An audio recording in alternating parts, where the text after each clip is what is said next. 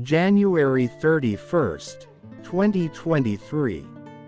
Saint of the day is St.John Bosco. First reading. Hebrew chapter 12. Verse 1-4. Brothers and sisters, since we are surrounded by so great a cloud of witnesses, let us rid ourselves of every burden and sin that clings to us and persevere in running the race that lies before us while keeping our eyes fixed on Jesus, the leader and perfecter of faith. For the sake of the joy that lay before him, Jesus endured the cross, despising its shame, and has taken his seat at the right of the throne of God.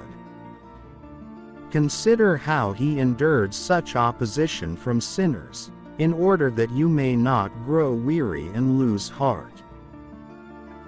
In your struggle against sin you have not yet resisted to the point of shedding blood.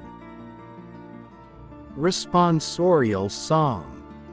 They will praise you, Lord, who long for you.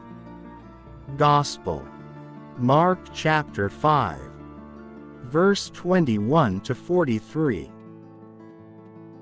When Jesus had crossed again in the boat to the other side, a large crowd gathered around him, and he stayed close to the sea.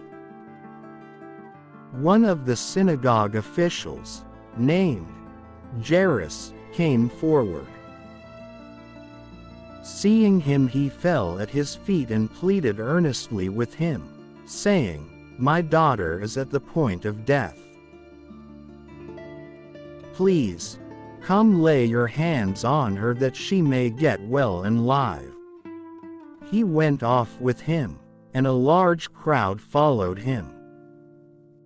There was a woman afflicted with hemorrhages for 12 years. She had suffered greatly at the hands of many doctors and had spent all that she had. Yet she was not helped but only grew worse. She had heard about Jesus and came up behind him in the crowd and touched his cloak. She said, "If I but touch his clothes, I shall be cured." Immediately her flow of blood dried up. She felt in her body that she was healed of her affliction. Jesus, aware at once that power had gone out from him, turned around in the crowd and asked, "Who has touched my clothes?" But his disciples said to him, "You see how the crowd is pressing upon you, and yet you ask, 'Who touched me?'" And he looked around to see who had done it. The woman, realizing what had happened to her, approached in fear and trembling. She fell down before Jesus and told him the whole truth. He said to her, "Daughter, your faith has saved you. Go in peace and be cured of your affliction." While he was still speaking, people from the synagogue official's house arrived and said, "Your daughter has died. Why trouble the teacher any longer?" Disregarding the message that was reported, Jesus said to the synagogue official, "Do not be afraid, just have faith." He did not allow anyone to accompany him inside except Peter, James, and John, the brother of James. When they arrived at the house of the synagogue official, he caught sight of a commotion, people weeping and wailing loudly. So he went in and said to them, "Why this commotion and weeping? The child is not dead but asleep." And they ridiculed him. Then he put them all out. He took along the child's father and mother and those who were with him and entered the room where the child was.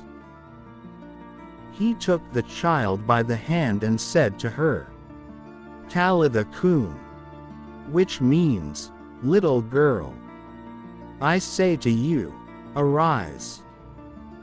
The girl, a child of 12, arose immediately and walked around. At that they were utterly astounded. He gave strict orders that no one should know this and said that she should be given something to eat. Reflection. Little girl, arise. Jairus' faith is bolstered when he witnesses Jesus heal the woman with a hemorrhage. But on the way to his house, his daughter has died. The messengers say there is no point in troubling Jesus any longer. But Jesus asks Jairus to believe that his child will live even if Jairus stands in the presence of death itself. He must show a radical trust in the ability of Jesus to confront a critical situation with the power of God. When Jesus arrives at Jairus' house, he puts out the minstrels and the professional mourners, saying that the child is but sleeping. In spite of the girl's real death, she has not yet been delivered to the realm of death with all its consequences. So she can still be awakened from her sleep.